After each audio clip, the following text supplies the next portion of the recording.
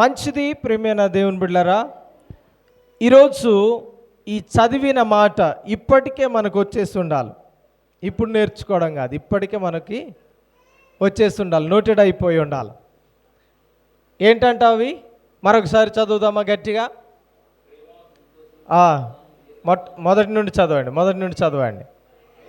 అయితే ఆత్మ ఫలములు ఏవనగా లెక్క పెట్టండి. 1 ప్రేమ, సంతోషము, సమాధానము, దీర్ఘశాంతము, దయాలత్వము, మంచితనము, విశ్వాసము, సాత్వికము, ఆశా నిగ్రహము. ఇటు వినాల. ఎన్ని వచ్చినాయండి? 9 వచ్చాయంటారా? ఆత్మఫలాలు ఎన్ని? 9. ఏంటండి? నవధాన్యాలు అంటారు కదా. నవధాన్యాలు అంటే వాళ్ళు వేసే ధాన్యాలు కాదు నేను అనేది. మన ఆత్మీయ జీవితంలో కూడా వీటిని మనం ఏం చేసుకోవాలా? నాటుకోవాలా.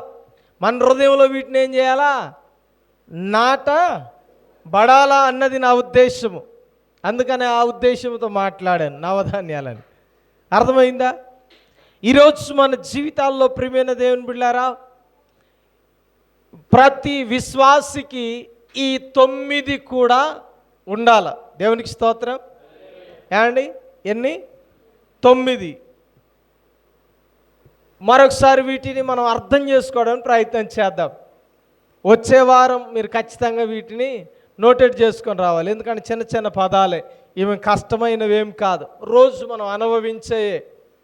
కాబట్టి ఈ యొక్క ఆత్మ ఫలాలను మనం ఫలించకపోతే, మన ఆత్మీయ జీవితంలో ఈ ఆత్మ ఫలాలు లేకపోతే, మన జీవితంలో ఆత్మ ఫలాలు అనేది లేకపోతే మన ఆత్మీయ జీవితానికి అర్థం లేదు.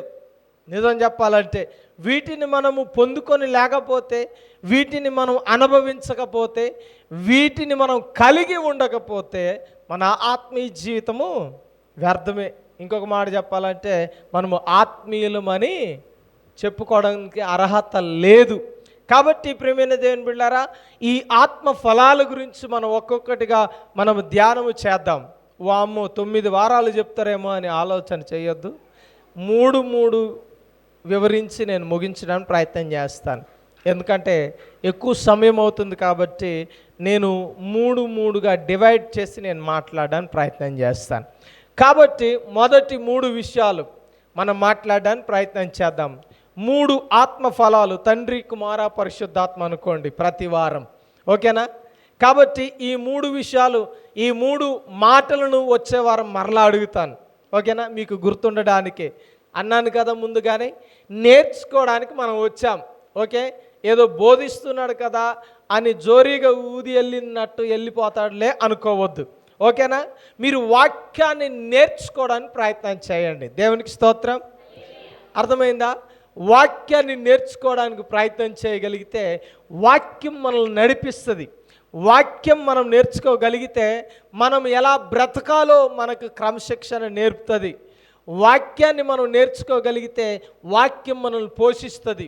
కాబట్టి వాక్యాన్ని మనం నేర్చుకోగలిగితే వాక్యం మన జీవితాలలో ఒక ఉన్నతమైన స్థానానికి మనం తీసుకొని వెళ్తుంది. కాబట్టి ప్రియమైన దేవుని బిడ్డలారా, వాక్యము లేకనే లోకం ఏమవుతుందంటే పాడైపోతుంది. ఇదిగో బంధాలు, బాంధవ్యాలు ఇదిగో ఈ లోకంలో ముగిసిపోతున్నాయి కదండి. అప్పుడున్న బంధాలు, అప్పుడున్న బాంధవ్యాలు ఇప్పుడు లోకంలో కనపడుతున్నాయా? ఏమండి? ఇంతకుముందు ఎవరితోనో మాట్లాడాను ఈ విషయాన్ని. ఇంతకుముందు వివాహం అయితే చాలు ఊరంతా వంట చేయకుండా ఆ పెళ్ళింట్లోనే ఉండేది కదండి. ఏది ఏ కష్టం వచ్చినా నేనున్నాను అని గ్రామ పెద్దలతో పాటు గ్రామస్తులందరూ భరోసా ఉండేవారు. ఇప్పుడు ఉంటున్నారా? ఇప్పుడు ఉన్నాయా ఆ ప్రేమలు? ఇప్పుడు ఉన్నాయా అనురాగాలు? అప్పుడు సౌండ్స్ ఏం లేవు, కానీ ఊరంతా సందడిగా ఉండేది. ఇప్పుడు సౌండ్ ఉన్నా ఊరంతా సందడి లేదు. అర్థమైందా? లోకానుసారమైన సందడులు వచ్చేసాయి, కానీ ఇదిగో మనుషుల మధ్య ఆ యొక్క వైభవం లేదు.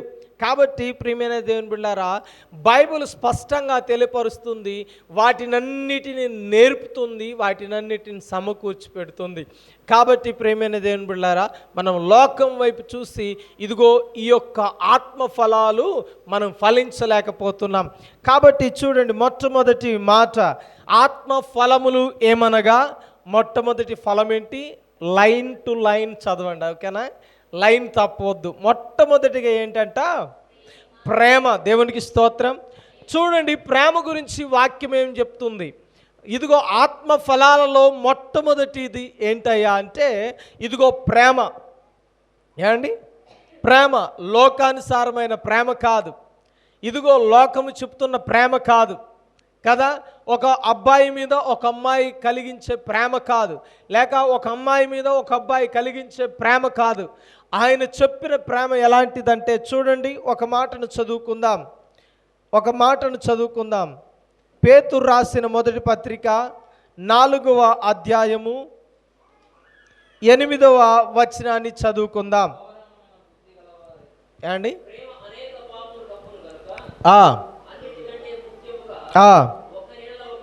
ఒకని ఎడల ఒకడు మిక్కుటమైన ప్రేమ కలిగి ఉండు. దేవునికి స్తోత్రం. ఇక్కడ ప్రేమ గురించి ఏం మాట్లాడుతున్నాడంటే, ప్రేమ అనేక పాపములను కప్పును. అర్థమైందా? ప్రేమ ఏం చేస్తుందంట? అనేక పాపములను కప్పును. ప్రేమకున్న శక్తి చూడండి, ప్రేమకున్న విలువ చూడండి. ఈరోజు చూడండి, మరొక విషయాన్ని మాట్లాడదాం. అదే రీతిగా సామెతల గ్రంథము 10వ అధ్యాయము, సామెతల గ్రంథము 10వ అధ్యాయము. బైబిల్ గ్రంథాలు ఉన్నవారు తెరవాలి.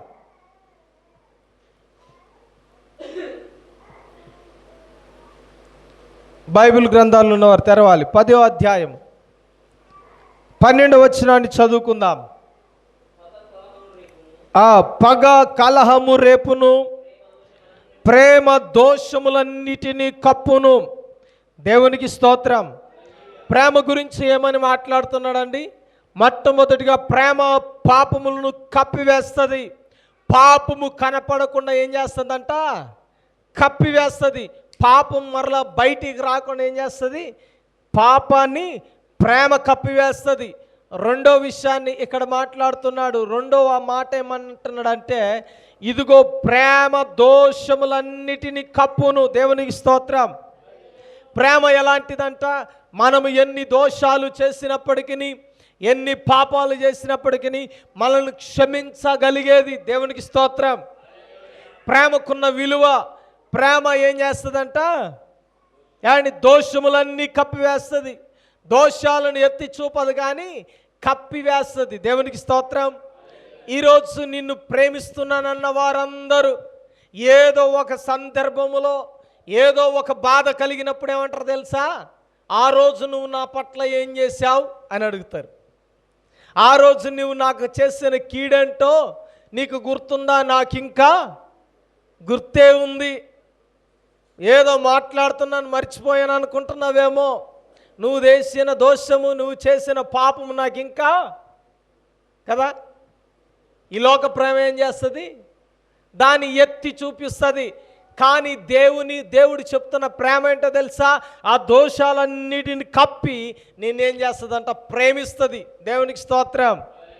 ఒక సేవకుడు ఇలాగ అన్నాడు, మనం ప్రేమించకపోతే ఎవరు ప్రేమించగలరండి? ఏమండి? వాడి పాపాలను, వాడి దోషాలను మనము సహించకపోతే ఎవరు సహిస్తారు? యేసుక్రీస్తు చేసింది అదే కదా అన్నాడు. దేవునికి స్తోత్రం. హల్లెలూయా. ఈరోజు దేవుని పిల్లల్లో ఉండవలసిందేంటో తెలుసా?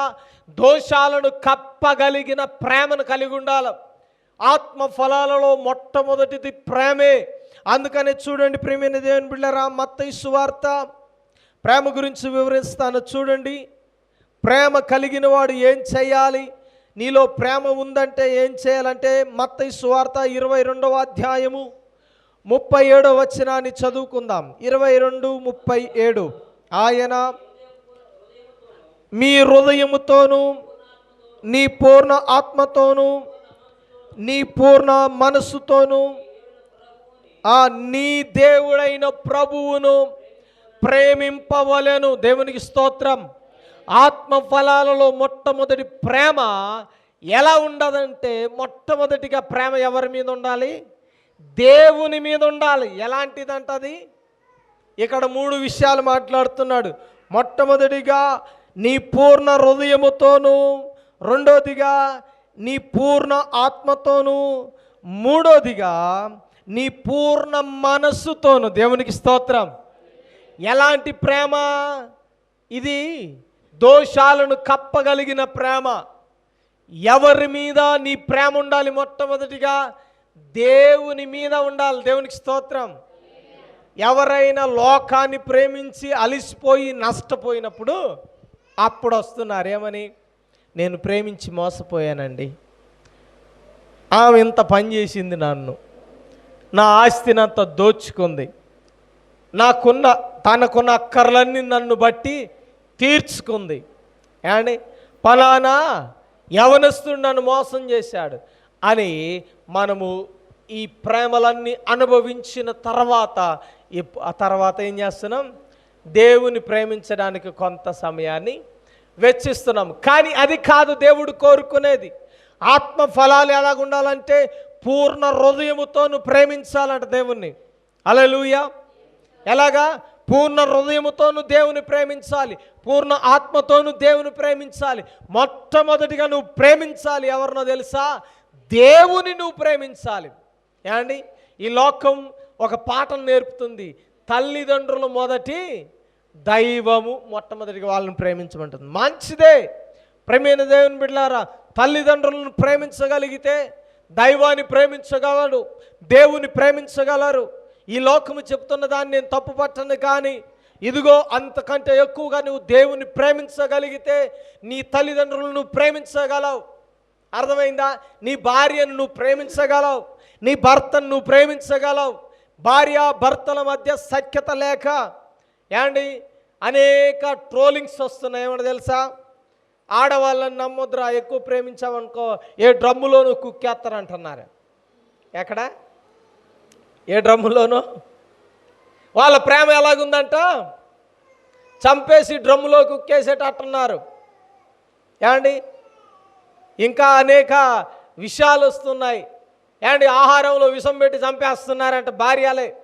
ఎవరిని? కట్టుకున్న భర్తలను. ఏమండి లోకానుసారమైన ప్రేమ ఏమైందో తెలుసా? డివైడ్ అయిపోతుంది, ఒకరి మీద నుండి మరొకరికి వెళ్ళిపోతుంది.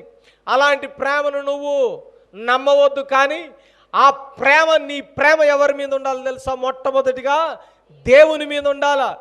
పరిపూర్ణమైన హృదయంతో దేవుని ప్రేమించగలిగితే నీ భర్తను నువ్వు చాలా ప్రేమించగలవు.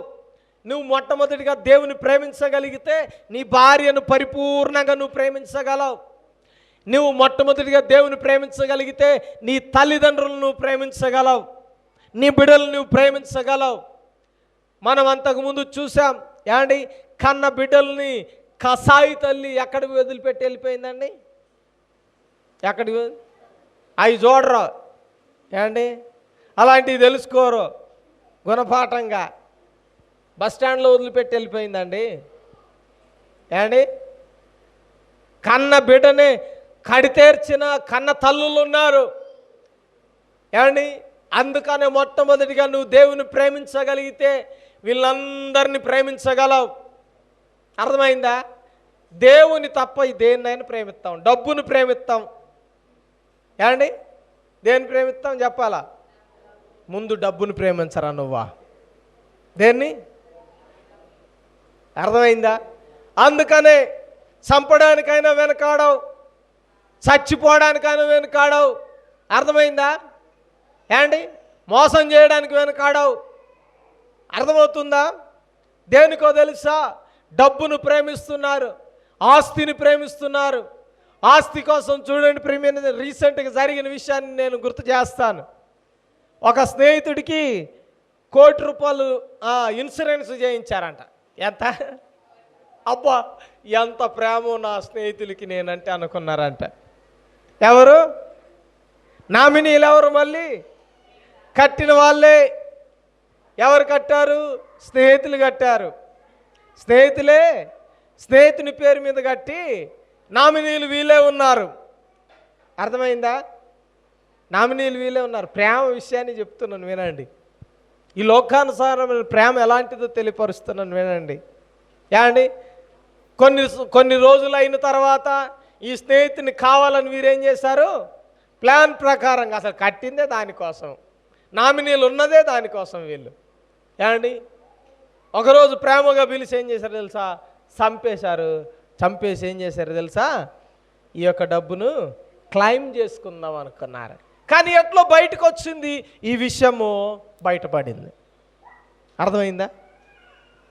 ఈరోజు స్నేహితుని ₹1,00,00,000 కొరకు ఏం చేశారు? స్నేహితుని చంపేశారు.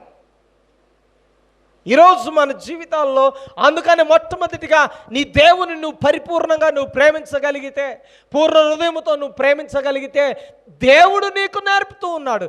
దేవుడు నీ ఎలా ప్రేమించాలో ఆయన ప్రేమమయుడు కాబట్టి నీకు నేర్పుతూ ఉన్నాడండి. స్నేహితుడిని ఎలా ప్రేమించాలో ఆయన నేర్పుతున్నాడు. వాక్యం చెప్తుంది ఏంటో తెలుసా? నిజమైన స్నేహితుడు ఎవరంట? వాక్యం చెప్తుంది ఏంటో తెలుసా? తన స్నేహితుని కొరకు ప్రాణం పెట్టేదిగా ఉండాలంట. దేవునికి స్తోత్రం. ఆయన ఎలాంటి వాడంట? తన స్నేహితుని కొరకే ప్రాణం పెట్టేంత ప్రేమను దేవుడు కలిగి ఉన్నాడు. ఆ ప్రేమను మనకు నేర్పుతూ ఉన్నాడు. దేవునికి స్తోత్రం. అది మొట్టమొదటిగా ఆయన ప్రేమించగలిగితే. ఒక చోట ఏడుస్తూ ఉంటారు. అప్పుడు ప్రభువైన యేసుక్రీస్తు ఏమంటాడు తెలుసా? ఇదిగో నా కొరకు మీరు ఏడవద్దు. ఎవరి కొరకు ఏడమన్నారు? మీ పిల్లల కొరకు, మీ కుటుంబం కొరకు, మీ భార్య కొరకు, నీ భర్త కొరకు నువ్వు ఏడవు. నా కొరకు మీరు ఏమండి? దేవుడేం పక్షపాతిగా ఏం కాదు. నన్నే ప్రేమించు, నాకు తప్ప ఎవరిని ఏమండి? ఆ వచనాలను చూసి అపార్థం చేసుకుంటున్నారు. అర్థమైందా?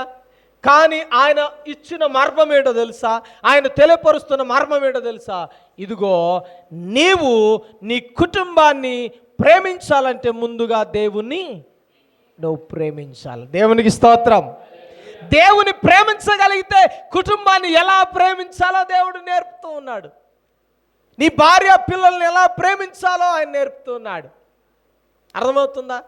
కాబట్టి ప్రేమైన దేవుని బిడ్డలారా, ఇక్కడ గమనించాలా? ఒక మాట అంటున్నాడు, ఇదిగో నీవు నీ దేవుణ్ణి నువ్వేం చేయాలా?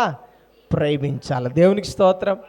ఇంకొక చోట అంటాడు, మార్క్స్ వార్త 12:31, నిన్ను వలె నీ పొరుగు వారిని ప్రేమించమంటున్నాడు. దేవునికి స్తోత్రం. మొట్టమొదటిగా దేవుని ప్రేమించాలా, తర్వాత నిన్ను వలె నీ పొరుగు వారిని ప్రేమించాలా. ఆత్మ ఫలాలలో మొట్టమొదటిగా మనం దీన్ని కలిగి ఉండాలి. నిన్ను వలె నీ పొరుగు వారిని ప్రేమించాల. ప్రేమించగలుగుతున్నామా మన వలె మన పొరుగు వారిని? ఏమండి, చెప్తాను. పొరుగు వారిని ప్రేమించడం అంటే ఏంటంటే, నువ్వు కొత్త బట్టలు కొనాలని ఆశపడ్డావు అనుకో, నీ పొరుగు వారికి అసలు బట్టలు లేవు, ఏం చేయాలా? లేదు మనం వాడి పడేసినవి పంపుతూ ఉంటాం. ఏమండి, అది కూడా ఒక రకమైన ప్రేమే కాదనను, కానీ ఏమండి అంతేనా? అసలైన ప్రేమ ఏంటంటే మిగిలిపోయిన ప్రేమ. అది ఏది? వాడి పడేసిన బట్టలు ఇవ్వడం మిగిలిపోయిన ప్రేమ. కానీ దేవుడు చెప్పిన ఆత్మ ఫలము ఏంటయ్యా అంటే ఇది. ఏది? నీవు ఎలాగైతే నీ శరీరానికి అబ్బా మంచి సొక్కా వేసుకోవాలా, మంచి కోట్ వేసుకోవాలా, అర్థమైందా? మంచి సెంటు కొట్టుకోవాలా, అర్థమైందా అని నువ్వు ప్రేమిస్తున్నావైతే నువ్వు నీ పొరుగు వారిని అదే విధంగా నువ్వు ప్రేమించాలి. దేవునికి స్తోత్రం. నీ పొరుగు వారికి ఆ విధంగా సహాయం చేయడానికి నీ హృదయాన్ని నువ్వు సమర్పించుకోవాలి. దేవునికి స్తోత్రం. ఏమండి, కానీ ప్రేమ చూపిస్తుంటే వారలేము. ఏమండి, ప్రేమ చూపిస్తుంటే కదా ఈడికే గతి లేదు కానీ ఈడు, ఏమండి ఈడికే గతి లేదు కానీ ఈడు కోసేదో ఈడు చదువుకోవచ్చుగా. లోకం ఏముంటుంది? పొరుగు వారిని ప్రేమించదు, ప్రేమించనివ్వదు. అర్థమైందా? నా మాట అర్థమైతే ఆమెను చెప్పండి. అర్థమైందా అక్క? అర్థం కాలే. ఈడు ప్రేమించడు, ప్రేమించేటోడిని నేను ఎదుర్కొన్నాను కాబట్టి ఎక్స్పీరియన్స్తోనే చెప్తున్నాను. అరే ముందు నీదే, నీకే లేదు, మళ్ళీ నీకెందుకురా పజాసేవ, నీ బొంద నువ్వు ఏండి.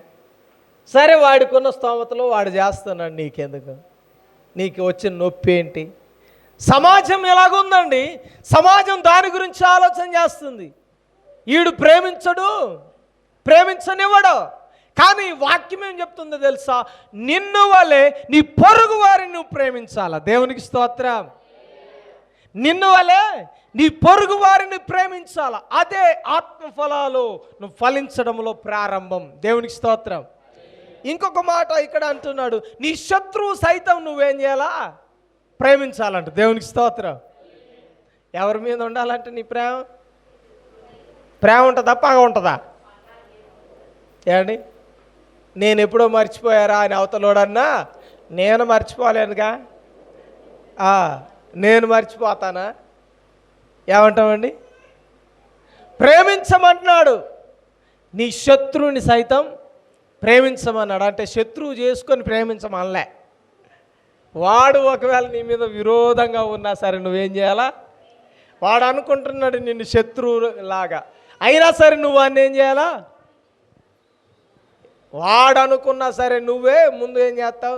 వీడికి కొంచెం పక్కకు ఉండాలిరా బాబు, వీడిని దగ్గర రానివ్వకూడదురా బాబు అనుకుంటాం. ఈరోజు అందుకనే మొట్టమొదటిగా ప్రేమ కలిగి నువ్వు ఉండాలి. దేవునికి స్తోత్రం. ఆత్మఫలాలు ఫలించాలి, నువ్వు ప్రేమించగలగాలి. ఎవరెవరినంట? ముందుగా దేవుణ్ణి, నీ పొరుగు వారిని, నీ శత్రువుని సైతం నువ్వు ప్రేమిస్తే నీ కుటుంబాన్ని ఆటోమేటిక్గా ప్రేమిస్తావు, నీ తల్లిదండ్రులను ఆటోమేటిక్గా ప్రేమిస్తావు. అర్థమైందా? కాబట్టి ప్రేమ ఇప్పుడు ఎలా డివైడ్ అయిందో తెలుసా? కన్నవారు ఉంటే ఒకలాగా, అత్తింటి వారు ఉంటే మరొకలాగా. అక్క ఏండి, సినిమాలోనే ఉందని నువ్వు అనుకుంటున్నారేమో, జాగ్రత్త. అబ్బా, అత్తోరింట్లో జరిగితే పెళ్ళి ఒకలాగా ఉంటుంది. అర్థమైందా? పుట్టింట్లో జరిగితే ఇంకోలా ఉంటుంది. జాగ్రత్త. డివైడ్ చేయొద్దు నువ్వు ప్రేమను. ఏమండి, సమానంగా పంచు. అత్త వస్తే ఒకలాగా, అమ్మ వస్తే ఒకలాగా ప్రేమించకు. ఏమండి, అంతేనా? నీ చెల్లె వస్తే ఒకలాగా, నీ ఆడబిడ్డేనా, ఆడబిడ్డ వస్తే ఒకలాగా. అర్థమైందా? నీ తండ్రి వస్తే ఒకలాగా, నీ మామ ఇంటోళ్ళు వస్తే ఒకలాగా. వీరికి వేరే పనే ఇల్లేరా, బేసికెడ్ మా కొంపంపొర్రేసి మా ఇతరు అంటావు. కానీ వాళ్ళను మాత్రం ఏం చేస్తావు? పిలిచి మరి పప్పాలు చెప్పరేంటండి, చికెన్ మటన్లు, అంతేనా? సీరియల్లోనే చూస్తున్నామేమో ఇది అనుకుంటున్నారు. కాదు, అదే జరుగుతుంది. జాగ్రత్త. డివైడ్ చేయకు ప్రేమను. ఇంకొక మాట, విభజించి పాలించడానికి ప్రయత్నం చేయకు. అర్థమైందా? కుటుంబంలో విభజించేది ఏం లేదు. అత్తిల్లు అంటే నువ్వు పుట్టింటిని విడిచిపెట్టి వస్తే అత్తిల్లు ఏమైపోవాలి? నీకు పుట్టియే, అదే పుట్టిల్లు అయిపోవాలా. దేవునికి స్తోత్రం. అందుకనే ప్రియమైన దేవుని బిడ్డలారా, ఈరోజు ఒక మాట, కన్యాదానం చేసేటప్పుడు అప్పగిస్తారు కదా. అప్పగించడం అంటే ఏంటి? మళ్ళా వాళ్ళ వైపు చూడడానికే. ఏమండి, అంటే చూడొద్దని నా ఉద్దేశం కాదు. అసలు ఉండేది ఎక్కడ నువ్వు? అది ప్రేమ. మీకు ప్రేమ అర్థం అవ్వాలని చెప్తున్నాను, ఓకేనా? ఏమండి, మీ ప్రేమలో అసూయ కనపడకూడదు. మీ ప్రేమ డివైడ్ చేసి పంచకూడదు.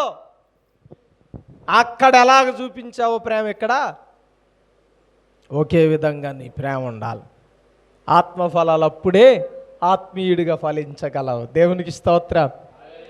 హల్లెలూయా. కాబట్టి మన జీవితాలలో కొన్నిసార్లు వాడాల. ఆత్మఫలాలు మనం ఫలిస్తున్నామా? యేసు ప్రభు మనలో నుండి కోరుకుంటున్న మాట, నువ్వు ఆత్మఫలాలు ఫలించాలి. దేవునికి స్తోత్రం. రెండో మాట, మొట్టమొదటిగా ఏంటి? ప్రేమ. రెండవదిగా సంతోషం.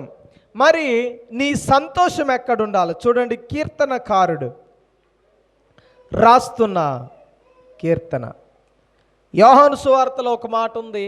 అదేంటంటే, మీ సంతోషము పరిపూర్ణము అవ్వనివ్వుడి, లేక సంపూర్ణమవ్వనివ్వుడి అంటున్నాడు. అందుకని కీర్తనకారుడు చూడండి ఒక మాట అంటున్నాడు. కీర్తనకారుడు 16వ కీర్తన 11వ చరణం, 16-11. జీవ మార్గములు నీవు నాకు తెలియచేసేదవు, నీ సన్నిధిని సంపూర్ణ సంతోషము కలదు. దేవునికి స్తోత్రం. మనకు సంతోషం ఎక్కడ దొరికిద్దండి? మన సంతోషం సంపూర్ణం అవ్వాలంటే ఎక్కడ దొరికిద్ది అంటే, ఇక్కడ అంటూ ఉన్నాడు, నీ సన్నిధిలో సంపూర్ణ సంతోషము కలదు. దేవునికి స్తోత్రం. ఏమండి, సంతోషం కోసం ఎక్కడ ఎతుకుతున్నారు చెప్పాలా? ఎక్కడ? ఏమండి, సహోదరులు చెప్తున్నారు, ఎక్కడ ఎతుకుతున్నారు? వైన్ షాపులలో, బెల్ట్ షాపులలో, సారా కొట్లల్లో ఎతుకుతూ ఉన్నారు. ఇంకెక్కడ ఎతుకుతున్నారు చెప్పాలా? లోకం వెతికే సూచన చెప్పండి.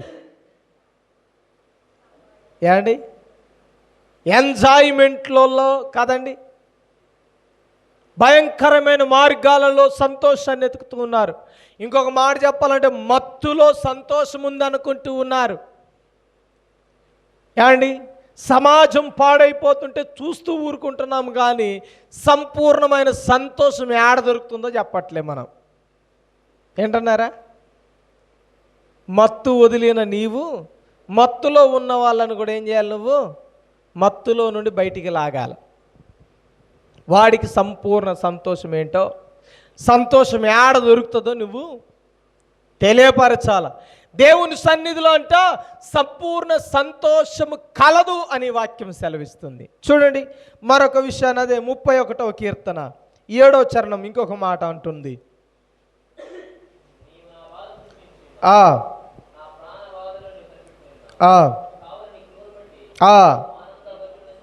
ఏంటంట? ఏమండి, నీ కృపను బట్టి సంతోషము కలదు అంటూ ఉన్నాడు. ఎవరి కృపను బట్టి అంట? దేవుని కృపను బట్టి సంతోషం వస్తుంది. మొట్టమొదటిగా దేవుని సన్నిధిలో సంతోషం వస్తుంది, రెండోదిగా దేవుని కృపను బట్టి సంతోషం వస్తుంది. ఇంకా చూడండి 40వ కీర్తన, ఇంకేడ సంతోషం ఉంది? 48వ చరణం తెరవాల. 40వ కీర్తన 8వ చరణం, నా దేవా నీ చిత్తము నెరవేర్చుట నాకు సంతోషము. దేవునికి స్తోత్రం. కీర్తనకారుడు తెలియపరుస్తున్న మాట ఏంటంటే, దేవుని సన్నిధిలో బ్రతకడం సంతోషం అన్నాడు, రెండోదిగా దేవుని కృపను బట్టి నాకు సంతోషం అన్నాడు, మూడో విషయాన్ని చూస్తే దేవుని చిత్తాన్ని చేయడం నాకు సంతోషం అన్నాడు. దేవునికి స్తోత్రం. మరి మన జీవితంలో ఏం సంతోషం నీకు? ఆదివారమే లేకపోతే సంతోషమా? ఏమండి, ఈ ఆదివారం ఎందుకు వచ్చిందిరా నాయన, అనవసరంగా దేవుని నమ్ముకున్నాను. ఏమండి, ఆదివారం వస్తే చాలు కూర్చోబెట్టి అండ్ ఒక ఉతికి పంపిస్తాడు రోజాన్ని. అండ్ కొంతమంది ఆలోచన చేస్తున్నారా? అది మనకు సంతోషాన్ని తెచ్చిపెట్టదండి, దుఃఖాన్ని తెచ్చిపెడుతుంది, తీరని అవమానాలను తెచ్చిపెడుతుంది. లోకములో ఎక్కడెక్కడో ఎతకకు, దేవుని సన్నిధిలో ఉన్న సంతోషము పరిపూర్ణమైనది, అది మన జీవితాన్ని బాగు చేసేది. దేవునికి స్తోత్రం. కాబట్టి సంతోషంగా మనం ఉండాలంటే, ఆత్మ ఫలాలు మనం ఫలించాలంటే దేవుని సన్నిధిలోనే మనం వెతకాలి. దేవునికి స్తోత్రం. దేవుని చిత్తాన్ని నెరవేర్చాలి, దేవుని కృపను మనం పొందాలి. అప్పుడే మన జీవితాలకు సంతోషము కలదు. అర్థమైందా? కొంతమంది అలాగ బలాదురుగా తిరిగి రావడం వాళ్ళకు సంతోషం. అర్థమైందా? ఏంటన్నారా? కొంతమందికి స్నేహితులతో గడపడం కొంతమందికి సంతోషం. కొంతమందికి ఏంటి సంతోషమో తెలుసా? ఇదిగో లోకానుసారమైన వ్యసనాలు పాలవడం వారికి సంతోషం. కాబట్టి అవన్నీ కూడా మనకు దుఃఖాన్ని మిగిలిస్తాయి. కానీ దేవుని సన్నిధేనంట మనకు గొప్ప సంతోషాన్ని ఇస్తుంది. అదే అన్నాడు కదా ఇందాక, పరిపూర్ణమైన సంతోషం. దేవునికి స్తోత్రం. కాబట్టి రెండవ ఆత్మఫలం ఏంటంట? సంతోషం. మూడవది చూసి ముగిద్దాం. చూడండి, మూడవ మాట సమాధానము. చూడండి, యోబు గ్రంథము 22వ అధ్యాయము 21వ వచనము. ఆయనతో సావాసము చేసిన యెడల మీకు సమాధానము కలుగును. దేవునికి స్తోత్రం. మూడవ ఆత్మఫలము మనం ఫలించాలంటే ఏం చేయాలని మాట్లాడుతూ ఉన్నాడు? ఆయనతో సావాసము చేసిన యెడల మీకు సమాధానము కలుగును. దేవునికి స్తోత్రం. ఏంటంట? దేవునితో మనము సావాసం చేయగలిగితే మనం వెతికే ఆత్మఫలము దొరికిద్ది. అదే సమాధానము. సమాధానం అంటే ఇంగ్లీష్లో ఎలాగన్నాడు? 1 ఆన్సర్, 2 పీస్. అర్థమైందా? దీని పర్యాయ పదం చెప్పాలంటే శాంతి, నెమ్మది. ఇంతకుముందు కూడా చెప్పాను నేను. ఏమండి? ఏంటది? నెమ్మది. సమాధానంగా ఉండమంటే నెమ్మది కలిగి ఉండడం. మరి ఇది ఎక్కడ దొరుకుతుందంట? దేవునితో ఉంటేనే. ఏమండి? స్నేహితులతో ఉంటే దొరకదు. ఎందుకని? ఇందాక చెప్పాము ఒక మాట. ₹1,00,00,000 కోసం ఏం చేశారు వీళ్ళు? స్నేహితున్నే వేసేశారు. అర్థమైందా? భార్య డ్రమ్ములో వేసింది. మరి ఏమండి? ఉండదు. కానీ నేను చెప్పట్లేదు, కొంతమంది అన్యోన్యంగా ఉంటారు, కానీ పరిస్థితులు ఎలాగున్నాయి ఏమండి? చంపేసే విధంగా ఉన్నాయి. ప్రేమలు వేరే మార్గాలలో వెళ్ళిపోతుంది. సమాధానం లేదు కుటుంబంలో. ఏమండి? అక్కర్లన్నీ చెప్తూ ఉంటుంది వెళ్ళి కూర్చోగానే. ఎంత అలిసిపోయి వచ్చాడో, ఎంత పని చేసి వచ్చాడో చూడదు. చూస్తుందా? మీకు తెలుసు బాగా, ఎందుకంటే మీరు చేసేది అదేగా. ఏమండి? దేవునికి స్తోత్రం. మంచిది. మేము కాదంటున్నారేమో, మంచిదేలే, ఉంటే మంచిదమ్మా. మీరు దేవుని నమ్ముకున్నారు కాబట్టి అలాగే ఉన్నారేమో అని నేను నమ్ముతున్నాను. దేవునికి మహిమ కలుగును గాక. వెనక కూర్చొని అన్నోళ్ళు ఏమంటున్నారు తెలుసా? వాళ్ళు బొందా, మీకు తెలుస్తుందండి, మా ఇంటికి వస్తానంటున్నారు వాళ్ళు. కాబట్టి అర్థం చేసుకోవడం ప్రయత్నం చేద్దాం. దేవునితో సావాసం చేయగలిగితే మనకు సమాధానం. అందుకని చూడండి, ఇంకెక్కడ దొరుకుతుంది సమాధానం? రోమీలకు రాసిన పత్రిక. సమాధానము కలిగితే, సమాధానం మన జీవితంలో ఉంటే, రోమీలకు రాసిన పత్రిక 14వ అధ్యాయం 19వ వచనం.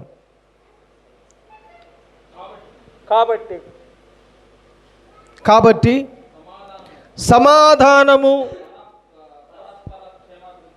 పరస్పర క్షేమాభివృద్ధిని చేయు వాటిని. దేవునికి స్తోత్రం. చూడండి, సమాధానము ఏం చేస్తుందంట? మనకు క్షేమాభివృద్ధిని కలగజేస్తుంది. దేవునికి స్తోత్రం. ఎలాంటి క్షేమాభివృద్ధి అది?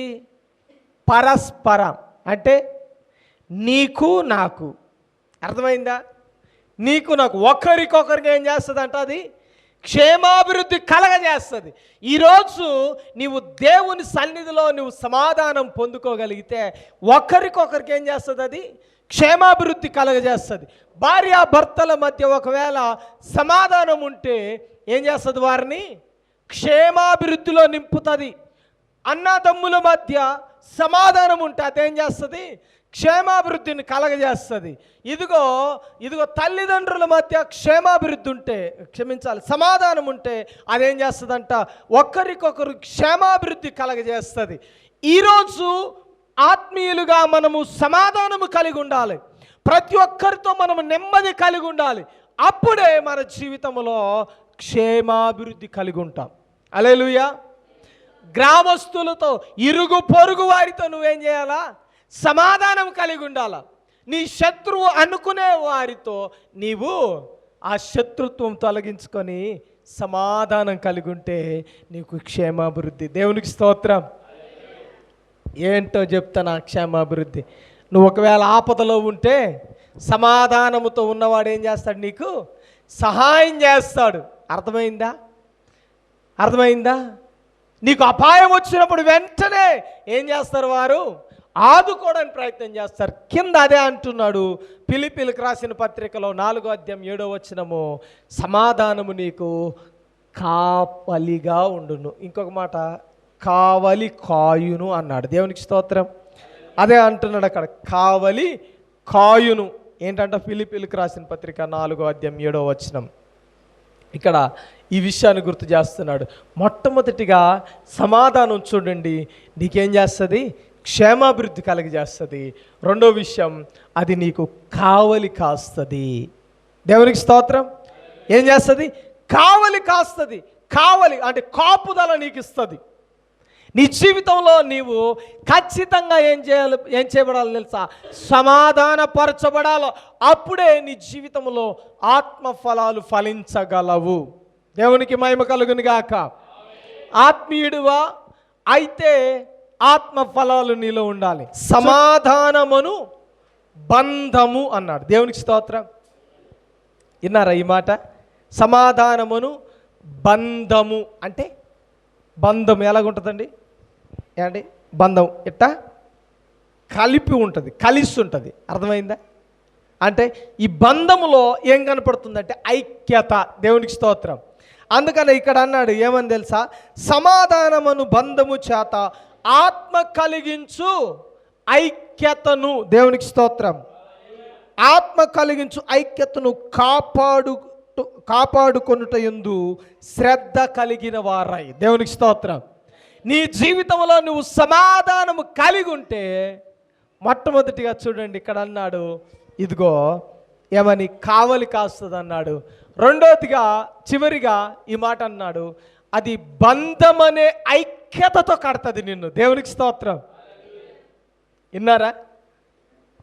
సమాధానం ఉంటేనంట మన కుటుంబానికి, మన జీవితానికి, ఇదిగో ఇతరులతో మనకి చక్కని బంధాన్ని ఏర్పాటు చేసి అది ఐక్యతతో నింపుతుంది. దేవునికి స్తోత్రం. అందుకని ఐక్యమత్యమే మహాబలం అన్నారు. ఏమండి? పాఠ్యపుస్తకాల్లో ఉందా ఈ మాట? ఐక్యమత్యమే మహాబలం అని ఒక చిన్న స్టోరీ రాస్తాడు. ఏమండి? అర్థమైందా? ఏమండి? ఒక మీకు గుర్తుందో లేదో, ఒక ముగ్గురు కుమారుల గురించి స్టోరీ రాస్తాడు. ఏమనంటే, అయ్యా మీరు మనిషికి ఒక పుల్ల తీసుకురండి. ఎందుకంటే అంతకుముందు వారి జీవితాలు ఎలాగున్నాయంటే ఐక్యతలు లేవు. ఎవరి మార్గం వారిదే, ఎవరి త్రోవ వారిదే, వారికి ఇష్టం వచ్చినట్లుగా వారు బ్రతుకుతున్నారు. అయితే తండ్రి గమనించి ఒక పని చేశాడు. ఏమని తెలుసా? వీళ్ళని ఎట్లయినా ఐక్యతతో నింపాలని ఆలోచన చేసి ఏం చేశాడంటే, మనిషికి ఒక పొల్ల పట్టుకొని రండి అన్నాడంట. ఎలాగా? కర్ర పొల్ల తీసుకురండి అన్నారు. తెచ్చారంటే తెచ్చాము డాడీ అన్నారట నలుగురు కలిసి. ఏమండి? ముగ్గురో నలుగురో కానీ తీసుకొచ్చారంట. ఇరిసేయండి అయ్యా అంటే టక్కని ఇరిసేసారంట. ఏమండి? మనిషికి ఒక పొల్ల పట్టుకున్నారు కదా, ఇరిసేయండి అంటే ఇరిసేసారట. ఇరిసేసారా అంటే ఇరిసేసాం డాడీ. ఇరిగిందా అంటే ఇరిగింది. మరలా పుల్లలు పట్టుకురండి అన్నారట. ఏమండి? ఏమన్నారు? మరలా పుల్లలు పట్టుకురండి అంటే మరలా పట్టుకొచ్చారు. అయితే అన్నీ ఒక చోట పెట్టి మనిషికి ఒకసారి ఇరవండి అన్నారట. దేవునికి స్తోత్రం. ఇరిసి చూడండి అంటే ఎరగట్ల అయ్యే. ఏమండి? అర్థమైందా? ఈ 4 పుల్లలు ఎరగట్ల. పెద్దోడు ట్రై చేసిండు, నడిపోడు ట్రై చేసిండు, చిన్నోడు ట్రై చేసిండు, ఇంకా కడసరివాడు కూడా ట్రై చేసిండు, అయినా ఇరవట్లేదు. అప్పుడు అన్నాడట తండ్రి, అయ్యా మీరు ఎంతకాలం ఒంటరిగా ఉన్నారు, మీ శత్రువులు మిమ్మల్ని విరవాలంటే ఒక్కరిని ఎంత చెప్పి ఇరిచేస్తాడు. కాబట్టి మీరు ఒంటరిగా ఉండడం మంచిది కాదు. ఎవరి ధోరణి వారుగా ఉంటే మీరు బ్రతకలేరు, సమాజంలో జీవించలేరు. కాబట్టి మీరేం చేయాలా? ఇదిగో ఇలా కలిసి ఉంటేనే ఈ కట్టెలు ఎలాగా స్ట్రాంగ్గా ఉన్నాయో మీ జీవితాలు కూడా అలాగ బలంగా ఉంటాయి. కాబట్టి ఐక్యమత్యమే మహాబలం అని తెలియపరిచారట. దేవునికి స్తోత్రం. ఏం కొత్త మాటలేం కాదు కదా, మన చిన్నప్పుడు చదివిన విషయాలే. కానీ దీంట్లో చాలా గొప్ప మర్మం ఉందండి. మనము సమాధానమును బంధము చేత కట్టబడి ఐక్యతతో నింపబడాలి. దేవునికి స్తోత్రం. ఏమండి, ఇరుగు పొరుగు వారితో మనకు సఖ్యత లేదేమో, అందుకని మరొకసారి సమాధానాన్ని గుర్తు చేస్తున్నాడు. ఏమండి, వీళ్ళు విశ్వాసులే కానీ పక్కింటి వాళ్ళతో కూడా మాట్లాడరండి. మొన్న ఒక సన్నివేశం చూశాను, జపాన్లే కానీ. ఏమండి, వీళ్ళు ఎవరితో గలవరంట, కేవలం ఎవరితో కలుస్తారు, నాకు అనుకూలంగా ఉన్న వాళ్ళనే, మా మందిరానికి వచ్చేట వాళ్ళమే. అర్థమైందా? సమాజం ఎడతాయిరందంటే పక్క సంఘం పోలతో కలవద్దు మీరు. అర్థమైందా? మన సంఘ పోలు ఎక్కడుంటే అక్కడే పత్తి కూలికి వెళ్ళండి, అక్కడే పొట్టలు ఇరవడానికి వెళ్ళండి. అర్థమైందా? సమాజం ఎడతాయిరైందంటే ఎవరి దగ్గర కూలికి వెళ్ళొద్దు, మన సంఘ పోల దగ్గరే కూలికి వెళ్ళండి. ఏమండి, విన్నారా ఇలాంటి మాటలు? మనోళ్ళతోనే తిరగండి, మనోళ్ళతోనే తాగండి. ఏమండి, తాగితే ఎవరితో తాగాల? మన సంఘపోలే కలిసి తాగండి. తింటే ఎవరితో తినాలా? సంఘపోలతోనే. ఇది బంధం కాదు, ఇది ఐక్యత కాదు. ప్రభు నామములో ఒప్పుకున్న ప్రతి ఒక్కరూ, అర్థమైందా, ప్రభు అంగీకరించిన ప్రతి ఒక్కరూ ఆయన పిల్లలు కదా. ఏమండి, నమ్మని వాళ్ళు ఒకలాగా, నమ్మిన వాళ్ళు ఒకలాగా చూడమన్నాడా? ఏమండి, మన సంఘ పోలను ఒకను, పక్క సంఘ పోలను ఒకలాగా, ఎబ్రోన్ వాళ్ళని, బైబిల్ మిషన్ వాళ్ళని ఒకలాగా చూడమన్నాడా? సమాజం అట్లే తయారైంది. అయ్యా సంఘాలు చీకగా అయిపోతున్నాయ్యా అంటే అవుతే అవని. కానీ సమాధానమను బంధము నువ్వు మిస్ అయితే దేవునికి ఇష్టమా? ఇష్టము కాదు. అది ఇతరులను అసహించుకోవడం దేవునికి ఇష్టమా? అసహించుకుంటూ ఒక ఏ సంఘానికి ఆ సంఘం ఉండడం కంటే, ఏమండి దేవునికి విరోధంగా ఉండడం కంటే, ఏమండి నిజంగా కలిసి ఆ బంధాన్ని బలపరుచుకోవడం మంచిదేమో. ఈరోజు వాక్యం సెలవిస్తున్న మాట ఏంటో తెలుసా? సమాధానమును బంధము చేత మీరు కట్టబడాలి. అర్థమైందా? ఏంటయ్యా ఓదార్చడానికి రాలేదంటే నాకు చెప్పలేదు అయ్యగారు అనేరు. ఏంటయ్యా పెళ్ళికి రాలేదు అంటే అయ్యా నాకు పిలవలేదు. అండి, ఊర్లో పెళ్ళి జరిగితే ఎలా వస్తున్నారండి మీరు? అయ్యగారు చెప్పాలా, ఇంటోడు పిలిచి చెప్పాలి, అప్పుడే పారదానికి, లేకపోతే తినడానికే డైరెక్ట్ మనం. అర్థమైందా? ఒక మాట వినండి జాగ్రత్తగా. ఊర్లో క్రిస్టియన్ మ్యారేజ్ కానీ, ఆత్మీయుల మ్యారేజ్ కానీ ఏదైనా జరిగితే ఖచ్చితంగా ఏముంటుందండి? ఏముంటుంది చెప్పాలన్నా? భోజనాలు ఉంటాయిలే, అంతకంటే ముందు ఏముంటుంది? ప్రార్థన ఉంటుంది కదా. మరి దానికి రారేంటి అంటే అయ్యగారు చెప్పాలా బొట్టెట్టి? ఆత్మీయులు విశ్వాసులు కాబట్టి అయ్యా ప్రార్థన ఉంటుంది, మీరు వచ్చి వాక్యం విని బలపడి పోండి అనాలా? అవసరం లేదు, అవసరం లేదు. నువ్వు ప్రార్థనలో కూర్చో. దేవుడు ఏర్పాటు చేసిన బంధము, దేవుడు ఏర్పాటు చేసిన ఐక్యతను నువ్వు కాపాడుకోవడం ప్రయత్నించి. ఇక్కడ నుండి అలాగ ఉందాం మనం. దేవునికి స్తోత్రం. ఆత్మఫలాలు ఫలించడం అంటే అదే. అర్థమైందా? ఇతరుల వలె వాక్యం ఇదిగో ఇక్కడ బోధించడానికి నేను ఇష్టపడను. వాక్యం చెప్తుంది ఏంటో తెలుసా? ఆ బంధాన్ని కాపాడుకోవడానికి మనమే సొరవ చేసుకొని ఏం చేయాలా? వెళ్ళి ప్రార్థనలో కూర్చోవాలి. దేవునికి స్తోత్రం. ఏమండి, నువ్వు ఆ బంధాన్ని కాపాడుకోవడానికి పక్కనున్న విశ్వాసిని కూడా నువ్వు ప్రోత్సహించి నడిపించాలి. దేవునికి స్తోత్రం. అర్థమైందా? ఒకటేమో నువ్వే కలుపుకోవాలి, రెండేమో నువ్వే కలవాలి. దేవునికి స్తోత్రం. అర్థమైందా? వాళ్ళని నువ్వు కలుపుకోవాలా, నువ్వు వెళ్ళి కలవాలా. అర్థమైందా? అది ఐక్యత, అది సమాధాన పడ్డం. అప్పుడే దేవుడు మన యొక్క ఆత్మీయ జీవితాన్ని మెచ్చుకుంటాడు. అప్పుడే మనం ఆత్మఫలాలు ఫలించగలం. దేవునికి స్తోత్రం. మొట్టమొదటిగా ప్రేమ, రెండోదిగా సంతోషము, మూడోదిగా సమాధానం. ఈ సీరియల్ మిస్ అవ్వద్దు, ఓకేనా? అక్కడిది ఇక్కడ పెట్టి ఎక్కడిది అక్కడ పెట్టకండి. ఏమండి? ఇక్కడ అక్కడిది అక్కడ, లైన్ టు లైన్ కదా, ఏది 1 by 1 ఎలాగొచ్చిందో అలాగా అప్పగించాలి ఈ వాక్యం అయిపోయేదాకా. దేవునికి స్తోత్రం. ఈ వాక్యం అయిపోయే లోపు అది మీరు క్రమక్రమాన నేర్చుకోవాల్సిందిగా కోరుతూ ఉన్నా. కాబట్టి ప్రేమైన దేవుని బిడ్డలారా, ఆత్మఫలాలు మన జీవితంలో ఫలించాలి. మొట్టమొదటిగా ప్రేమ. చెప్పరేంటండి? మొట్టమొదటిగా ఏంటి? 2, 3 దేవునికి స్తోత్రం. కాబట్టి ఏది అడిగినా నోరు తెరిచి చెప్పడానికి ప్రయత్నం చేయండి, ఓకేనా? ఏదైనా మీరు నోరు తెరిస్తే దేవుడు ఆశీర్వదిస్తాడు. అర్థమైందా? నోటి నిండా నవ్వు ఉంటుందంట మన జీవితంలో ఎప్పుడు నోరు తెరిచి దేవుని స్తుతిస్తే. కాబట్టి ఈ మాటలను బట్టి మన ఆత్మీయ జీవితాలను సరి చేసుకుందాం. రెండోదిగా ఆత్మఫలాలు ఫలిద్దాం. అట్టి కృప మనందరికీ దేవుడు దయచేయును గాక. ఆమేన్.